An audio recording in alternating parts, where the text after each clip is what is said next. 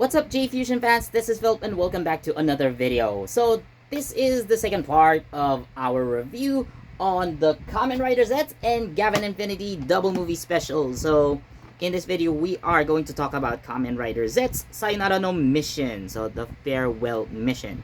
Now actually I haven't shown you guys this in the previous video, so this was the freebie for the movie, and this is a tag for Kamen Rider Zeztz.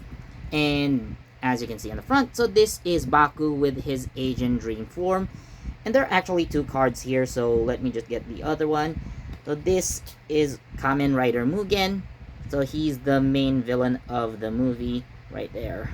So we are going to talk about the movie just like the previous video about Gavin Infinity. I'm going to broadly summarize the film, what happened, but as much as possible I won't be telling guys some like very spoiler-ish things in the movie. So with that said, let's talk about Kamen Rider Zeztz Sayonara no Mission. So basically the summary of the movie is that Baku is kind of portrayed as a terrorist here, even though code has already been basically destroyed within the show, especially after what the catastrophe Gore Nightmare did. So yeah, basically again Baku is painted as some sort of a terrorist, and basically Japan's homeland security led by Shuma Kumon, aka Kamen Rider Mugen. So their plan is to eliminate Baku and all that. But there's also some sort of like a subplot involving Nox, so as you can see here, by the way, in this shot. So we also see in some of the trailers that he was kind of going to sacrifice his life for Baku, but what were actually the events that led to it? Now, and that I'm not gonna say because it could be spoilers, but yeah, it would lead to this shot right here. So what happens? But yeah, and there's also like a scene like later in the movie. Now eventually we do get Baku versus Shuma, aka Zeztz versus Mugen. You could actually see Mugen here. So there's a scene with that, but Kamen Rider Mugen has the ability to summon nightmares. So he was able to summon like other nightmares that have been defeated by Kamen Rider Zeztz and his allies back in the past. And seeing that Zeztz is kind of outnumbered and almost overwhelmed, so the other agents come in to save Zeztz. So as you can see, we have Zero, the lady, even 3, 5, and 6. So they all appear to help out Zeztz. Now, one thing I think I can say about this part is that 3, 5, and 6 apparently get new suits for the movie. I'm not necessarily sure if they are power-ups, but they do have different costumes at the very least. So another thing is that in the trailers, so Zero also gets his he's also wearing one of the Lord Invokers. So does it mean he's going to transform?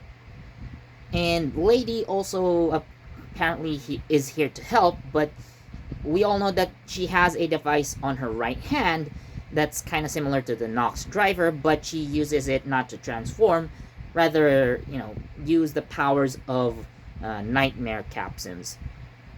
So there's that. So are both of them going to transform? Well, you might have to wait to find out for yourself, basically.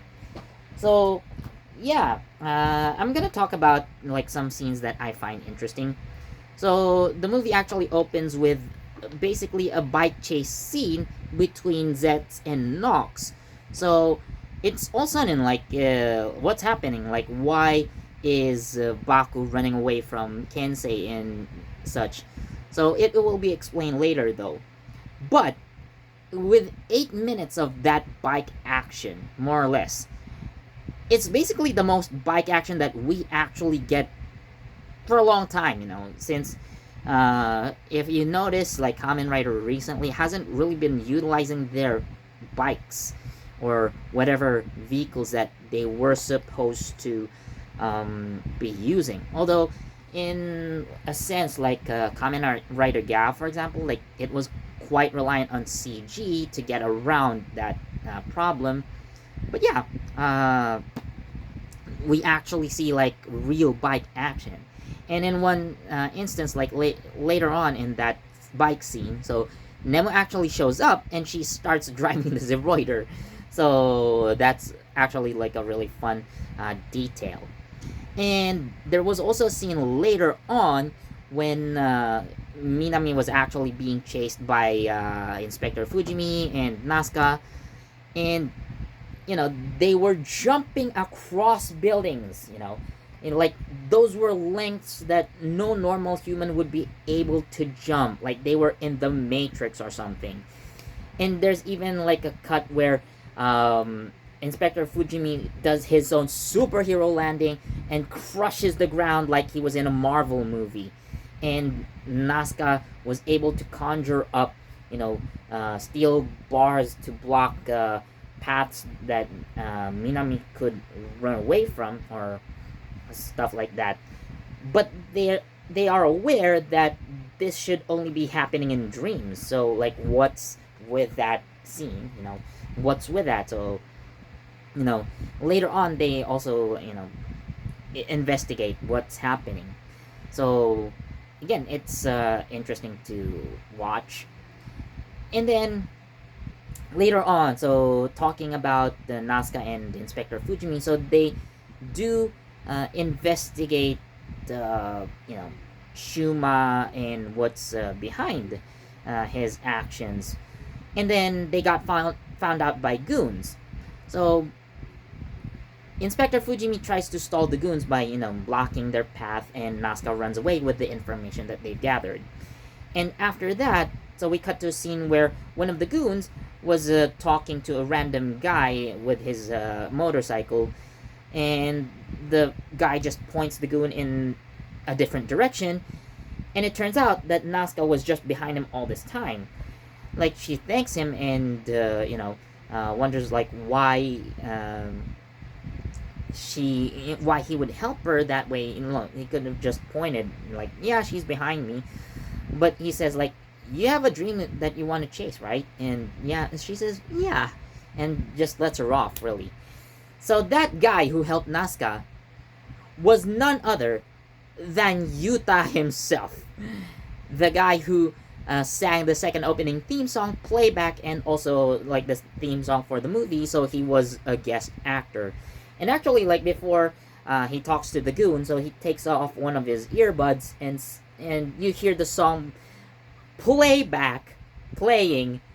in that scene. So Toei brought in the singer for the second theme song in the movie, as a guest actor, which is, we get it, Toei, like Yuta sang the theme song. But if that were the case, they could have also invited Nactvane for a cameo. I mean, they were a part of the show, at least even for the first half of it. It was kind of like a wasted opportunity in my opinion as well. But nonetheless, it was interesting.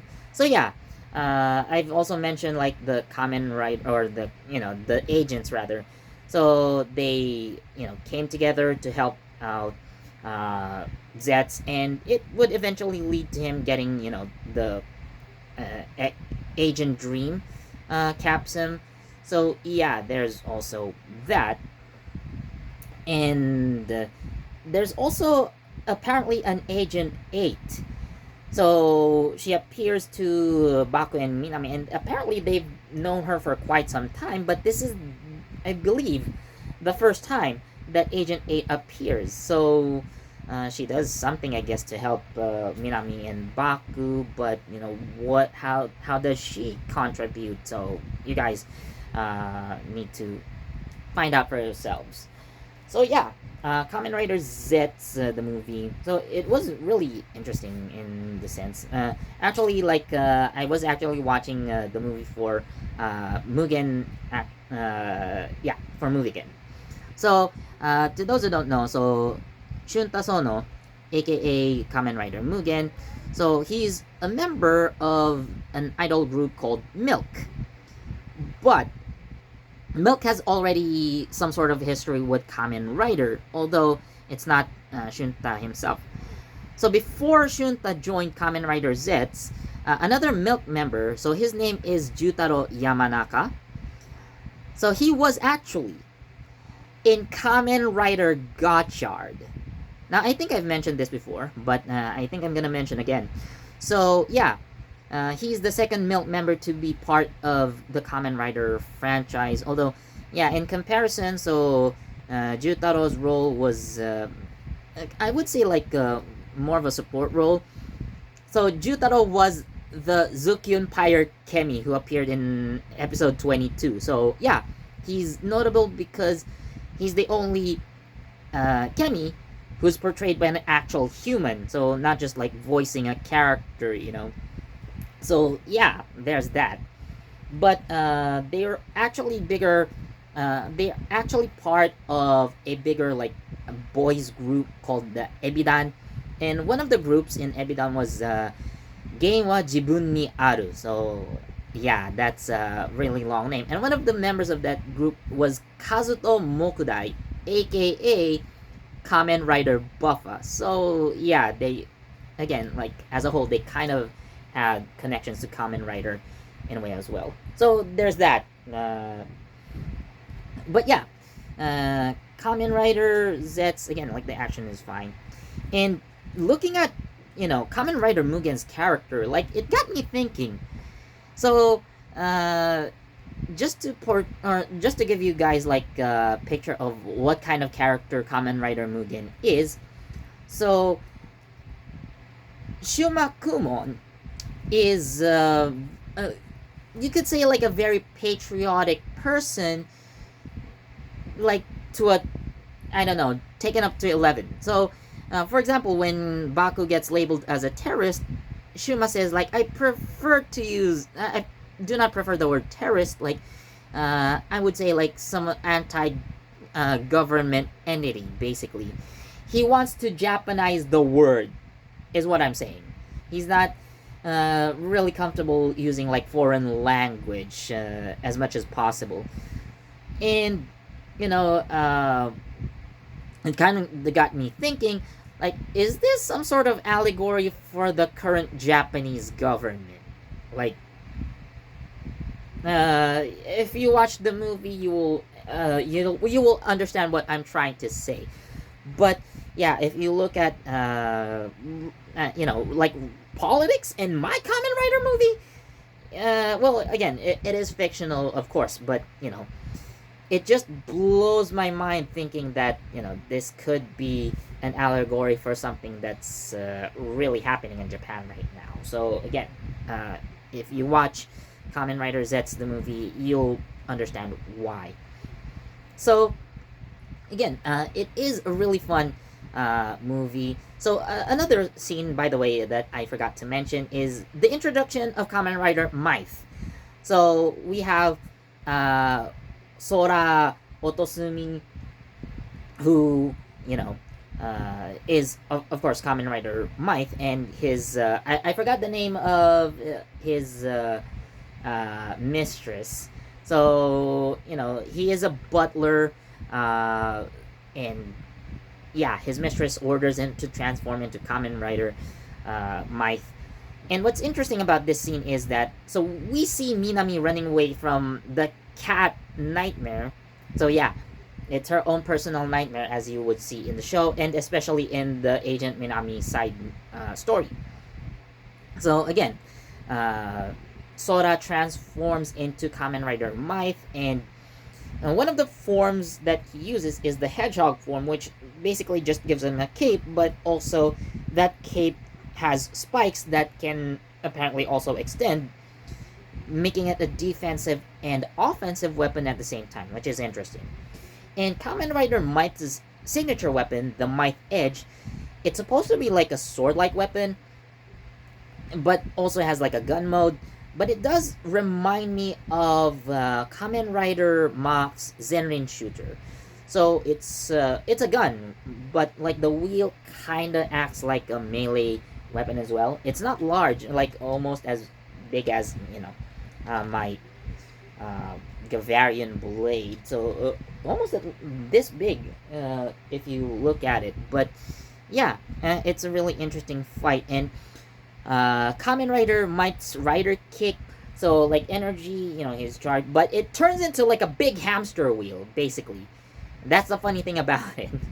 So there's that. But yeah, the scene happens quite quickly, and we see Kamen Rider Might in action. So there's that. So of course, like after finishing off the nightmare, so Might just runs off, and the scene is over. So yeah, and like having like this movie in general was really interesting. It's solid, and like the ending, however, is kind of bland in my opinion. So yeah, they defeat Kamen Rider Mugen, and just everyone just has like a normal day, as I would say.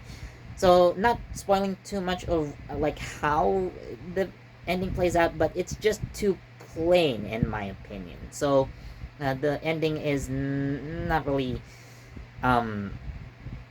as satisfactory as you might hope it would. So just a heads up, it's rather on a disappointingly bland side, if I were to be completely honest. But overall, like the movie, again, it's solid. It's at least not like the last time I went to the theater, where I actually fell asleep somewhere. Honestly, in Kamen Rider Zeztz the movie. So yeah, but either way, like because I was very interested. Like maybe the best part for me was seeing Kurhagen. I couldn't help but squee at the screen. I understand like Kurha is supposed to be like a badass character, but Yusuke Hirakawa is just too adorable in my I cannot lie about that. So I'm gonna give Kamen Rider Zeztz Sayonara no Mission a 4 out of 5. So it was definitely it was solid to say the least, but the ending is just too plain in my opinion. Again, seeing like Shunta Sono, really, from a group that's really up and coming, like because of their recent virality, like yeah, having a Milk member in this movie, like really brings attention. Like they're like Milk is basically one of the most, if not the most watched groups right now in Japan. So again, having a group that is really skyrocketing in popularity in recent years is, or at least for the last year, I would say, is really bringing attention to this film. So yeah, I really like the story overall, though. So yeah, with that said, again, I'm giving it a 4 out of 5. So anyways, thanks for watching. If you enjoyed, please do leave a like, comment, share, subscribe, and don't forget that notification bell so you get the latest from JEFusion. This has been Philip, and I'll see you in the next one. So hopefully I get to see another movie next year. So anyways, bye.